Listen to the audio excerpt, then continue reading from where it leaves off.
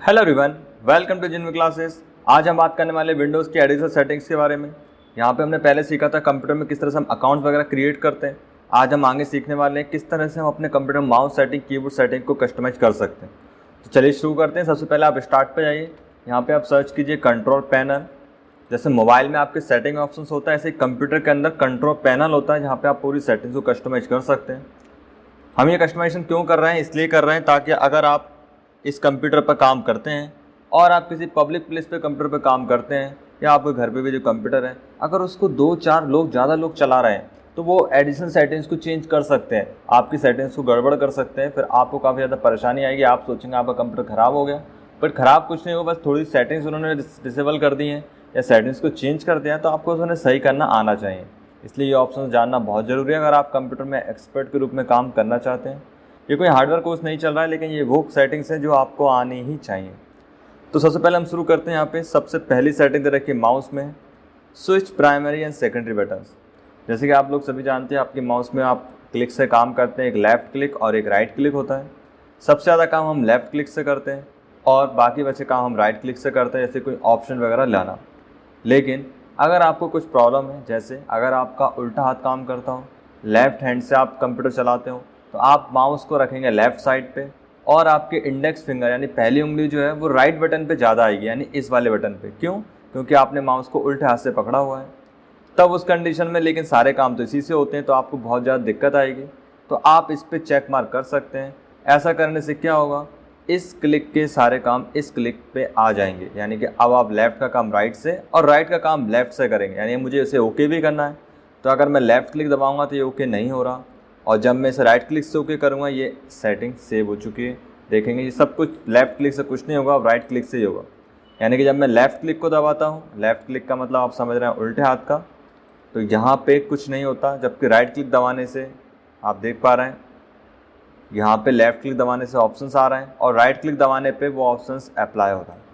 यानी लेफ़्ट का काम राइट कर रहा है और राइट का काम लेफ़्ट। वापस से हम कंट्रोल पैनल पे चलते हैं।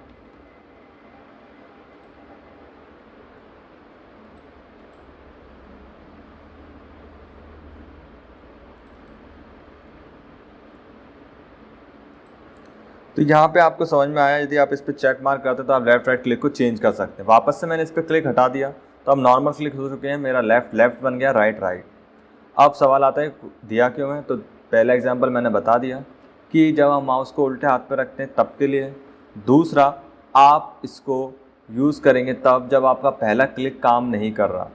आपको अगर पता नहीं, मैं आपको बता दूं, ये क्लिक्स जो हैं लिमिटेड आते हैं, यानी कि आपके माउस के ऊपर डिपेंड करता है। किसी माउस में 50,000 क्लिक होते हैं तो किसी में 5 लाख क्लिक होते हैं। जब भी आप एक क्लिक दबाते हैं तो आपका एक क्लिक खर्च हो रहा है, एक क्लिक कम हो रहा है।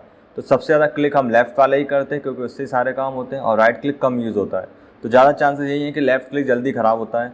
तो हम उस अपने इमरजेंसी केस में लेफ़्ट क्लिक को राइट क्लिक पे शिफ्ट कर सकते हैं ताकि अपना काम पूरा कर सकें, और बाद में हम नया माउस तो खरीद ही लेंगे, बट उस टाइम के लिए आप ऐसा कर सकते हैं। तो ये दो कारण हैं, इसलिए हम स्विच प्राइमरी सेकेंडरी बटन्स का यूज़ करते हैं। अगला है यहाँ पे double click speed. Double click speed क्या होता है? जब आप किसी भी आइकन या किसी भी फोल्डर पे क्लिक करते हैं, जैसे कि मैंने यहाँ पे इस पर क्लिक किया, ये ओपन नहीं होगा। आप सभी लोग जानते हैं कि जब मैं इस पर डबल क्लिक करूँगा तब ये ओपन होगा। तो मैंने इस पर एक क्लिक किया और 2 क्लिक किया, अभी भी ये ओपन नहीं हुआ। तो रीज़न सिंपल सा है, मैं डबल क्लिक को स्पीड से करूँ। तो जैसे ही मैं डबल क्लिक स्पीड से करता हूँ, ये फोल्डर जो है मेरे सामने ओपन हो जाता है। बट प्रॉब्लम ये है कि मैं इतनी स्पीड से क्लिक नहीं कर सकता। क्यों? या तो मुझे करना नहीं आता, या मेरी कंप्यूटर पे इतनी अच्छी हैबिट्स नहीं है कि मैं डबल क्लिक इतनी स्पीड से कर पाऊँ। तो मैं क्या करूँगा, इसको स्लो कर दूँगा, अप्लाई।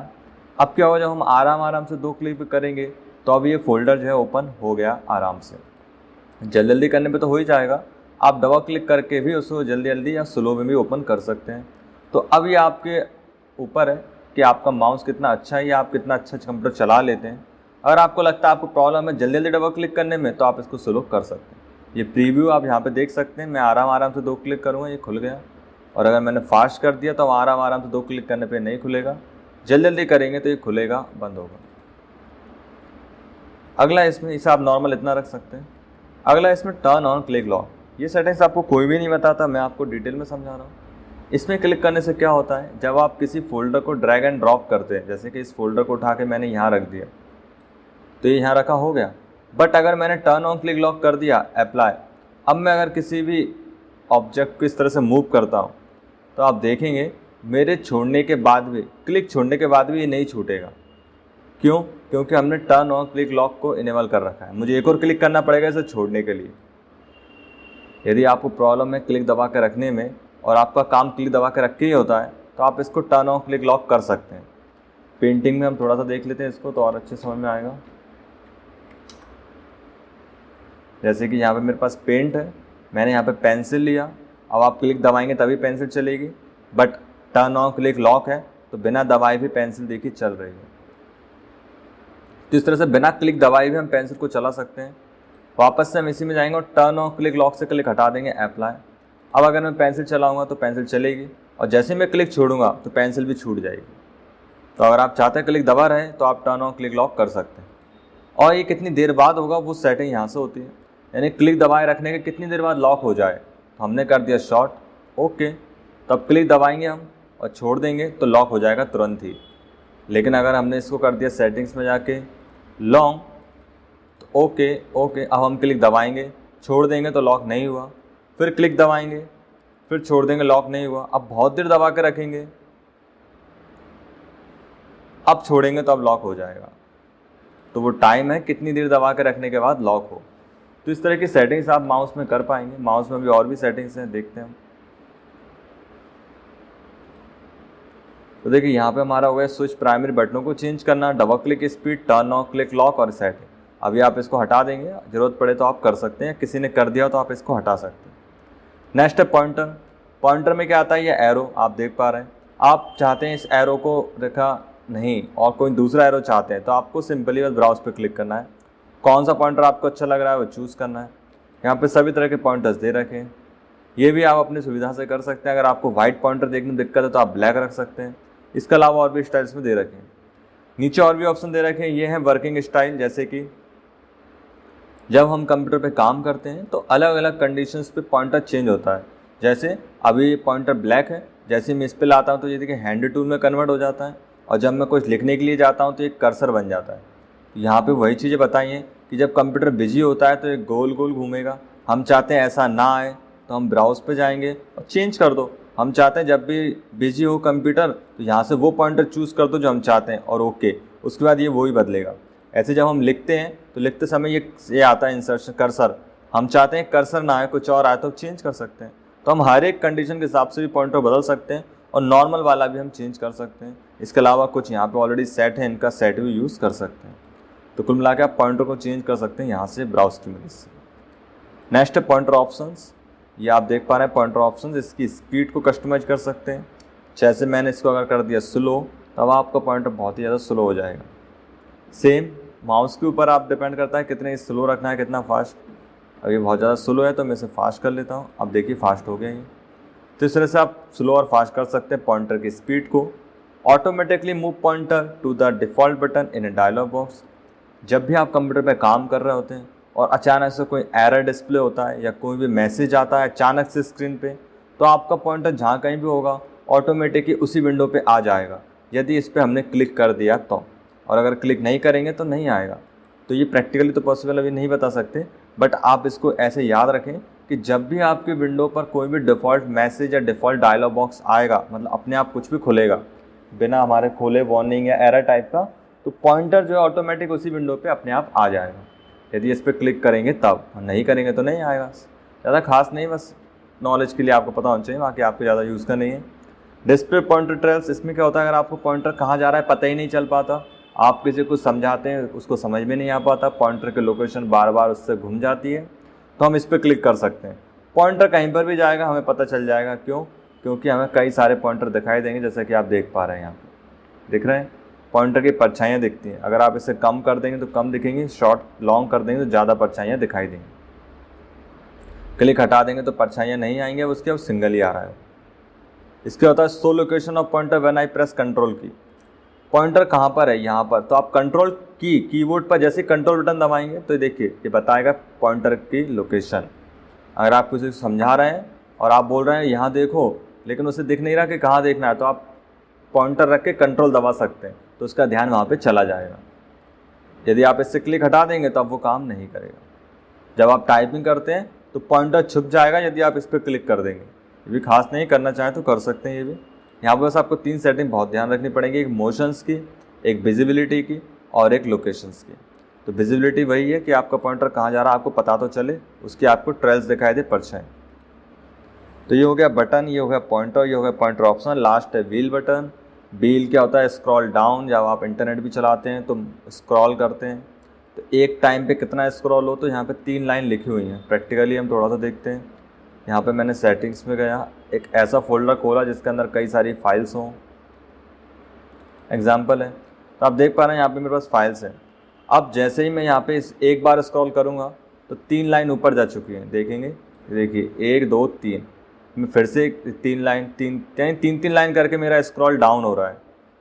तो ऐसा इसलिए क्योंकि यहाँ पे हमने 3 लाइन सेट कर रखा है। अगर मैं इसको कर दूँ यहाँ पे 10 लाइन्स, ओके। अब आप देखेंगे यहाँ पे जब मैं कर्सर को रखूँगा यहाँ पे तो इतनी लाइन्स जो हैं, 10 लाइन जितनी भी हैं, ये सब ऊपर हो जाएंगे एक बार में, देखिए हो गई। फिर मैं ऊपर करूँगा तो ये ज़्यादा स्क्रॉल होगा, पर ज़्यादा स्क्रॉल होने से हमें कई बार पढ़ने में दिक्कत आती है, इसलिए आप इसको ज़्यादा ना करें। अगर किसी ने कर दी तो आप इसको कम कर सकते हैं। और वहीं अगर आप कर दें 1 स्क्रीन एट ए टाइम, इसमें भी आपको थोड़ी परेशानी हो सकती है। इसमें क्या होगा, आपका जो पॉइंटर है, ये जो स्क्रीन है, जैसे कि ये स्क्रीन आप देख पा रहे हैं, ये पूरे के पूरे स्क्रीन एक बार में चेंज हो जाएगी। जैसे मैं एक बार घुमाऊंगा तो पूरा का पूरा पेज ही ऊपर चला गया, यानी एक बार में एक ही पेज दिखाई देगा। स्क्रॉल करने पे सेकंड पेज आ जाएगा, सेकंड विंडो इस तरह से आ जाएगी। देखिए एक बार में पूरा स्क्रॉल हो रहा है। ये बहुत ज़्यादा फास्ट हो जाता है, पढ़ने में दिक्कत आती है। अगर आपको ठीक लगता है तो आप करें, नहीं तो इससे द फॉलोइंग नंबर लाइन को वापस से 3 कर दें। और किसी ने अगर चेंज कर दिया तो आप उसको भी सही कर सकते हैं यहाँ पे आके। जिस तरह से आप वर्टिकल स्क्रॉलिंग करते हैं इस तरह से आप हॉरिजॉन्टल भी स्क्रॉलिंग करते हैं। हॉरिजॉन्टल स्क्रॉलिंग करने के लिए आपकी जो माउस है उसके इस व्हील बटन को दबाना होता है। जैसे आप इसको दबाते हैं, जैसे कि लेफ़्ट क्लिक होता है, राइट क्लिक होता है, ऐसे बीच का भी हॉरिजॉन्टल बटन होता है। उसको दबा के फिर आप पॉइंट माउस को लेफ़्ट राइट जाते हैं तो आपका पेज जो है लेफ़्ट राइट मूव करता है। यानी स्क्रॉल एक तो ऊपर नीचे होता है, लेफ़्ट राइट, तो ये लेफ़्ट राइट के लिए। और उसमें भी कितनी लाइन छूटे वो आपसे पूछते हैं, ज़्यादा खास नहीं है, बस आप पहले को ध्यान रखें। ये हार्डवेयर बताता है आपके पास कौन सा माउस कनेक्ट है। तो मेरे पास अभी 2 माउस कनेक्ट है, मेरा लैपटॉप है तो मेरा टच पैड का माउस आ रहा है और मेरा एडिशनल माउस है दोनों। आपके में एक ही दिखाई देगा, तो आप बस हार्डवेयर देख सकते हैं और कुछ नहीं। तो बटन्स, पॉइंटर ऑप्शन, उम्मीद है आपको ये समझ में आ गया होगा। ये काफ़ी ज़्यादा यूज़फुल है। साथ ही साथ हम बात कर लेते हैं कीबोर्ड सेटिंग्स की भी। तो कीबोर्ड सेटिंग्स के लिए आपको जाना होगा कीबोर्ड पर। और सिंपल सेटिंग है, सबसे पहले कर्सर ब्लिंक रेट। जब भी आप कंप्यूटर पे काम करते हैं तो कर्सर ब्लिंक करता है टाइप करने के लिए। अगर आप इसको स्लो कर देंगे या रोक देंगे तो कर्सर ब्लिंक नहीं करेगा। तो आपको कहाँ से टाइप करना है ये आपको थोड़ा ढूंढना पड़ेगा। तो आपको ढूंढना ना पड़े इसलिए आप इसको फास्ट रखें। तो कर्सर के झपकने की स्पीड हमेशा फास्ट रहनी चाहिए ताकि आप जल्दी से ढूंढ सकें। दूसरा होता है रिपीट रेट। अगर हम किसी अक्षर को दबा के रखते हैं तो वो रिपीट होता है, बट कितनी स्पीड से वो यहाँ से आप कम ज़्यादा कर सकते हैं। मैंने इसको कर दिया स्लो। अब हम किसी अक्षर दबा कर रखेंगे तो बहुत स्लो रिपीट होगा। इसको हम मिटाएंगे तो ये भी बहुत आराम से रिपीट हो रहा है क्योंकि मैंने बटन को दबा के रखा हुआ है। ऐसे आप किसी बटन को दबा कर रखेंगे तो बहुत आराम से रिपीट होगा। लेकिन अगर हमने इसको कर दिया फास्ट, अब हम किसी बटन को दबा के रखेंगे तो बहुत स्पीड से रिपीट होगा और मिटाएंगे तो बहुत स्पीड से मिट जाएगा। देखेंगे तो अब रिपीट रेट आपको अपने हिसाब से कम ज़्यादा करनी है। ये ऑप्शन थोड़ा अलग है, इसको समझने के लिए देखिए। सबसे पहले मैंने इसे कर दिया शॉर्ट। अब हम क्लिक दबा के रखते हैं तो अब मैं जैसे ही स्टार्ट पे बोलूँगा तो ये मैं क्लिक दबा दूंगा और जैसे स्टॉप बोलूँगा मैं क्लिक छोड़ दूंगा। तो आप मेरी टाइमिंग नोट करना कि मैंने कितनी देर बाद स्टॉप बोला। तो स्टार्ट स्टॉप, ठीक है, मैंने तुरंत ही बोला, इतने में रिपीट हो चुका था। अब मैंने इसको कर दिया लॉन्ग। अब मैं फिर से